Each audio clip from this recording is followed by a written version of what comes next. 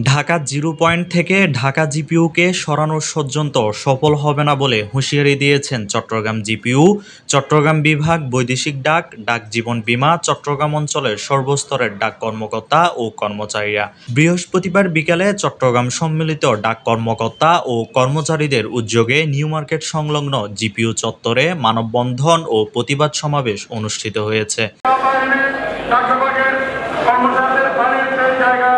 মানববন্ধন ও প্রতিবাদ সমাবেশে চট্টগ্রাম জিপিইউ, চট্টগ্রাম বিভাগ, বৈদেশিক ডাক, ডাক জীবন বীমা, চট্টগ্রাম অঞ্চলের সর্বস্তরের ডাক কর্মকর্তা ও কর্মচারীরা স্বতঃস্ফূর্তভাবে অংশগ্রহণ করেন।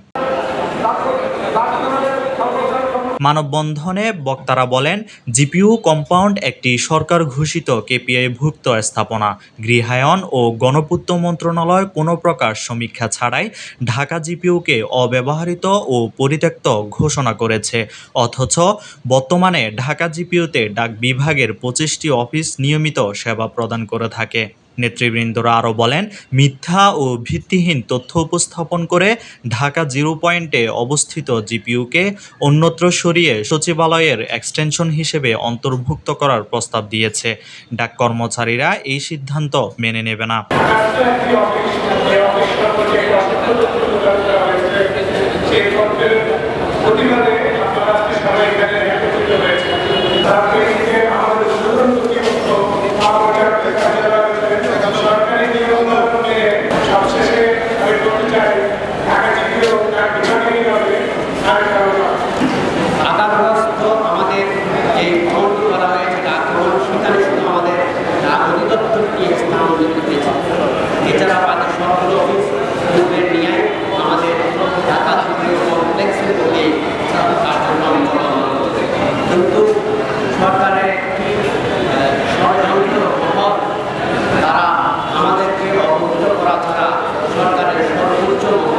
ঢাকা জিপিইউ সুরক্ষায় চট্টগ্রাম বিভাগের আহ্বায়ক এস.এম. শহীদ ইকবালের সভাপতিত্বে ও কর্মচারী প্রতিনিধি নজরুল ইসলামের পরিচালনায় মানববন্ধনে সংহতি প্রকাশ করে বক্তব্য রাখেন চট্টগ্রাম জিপিইউর senior postmaster Mohammad Abdullah, deputy postmaster general Sharif Mohammad Saifullah, সহকারী পোস্টমাস্টার জেনারেল মোহাম্মদ শাহজাহান সহ আরও অনেকে।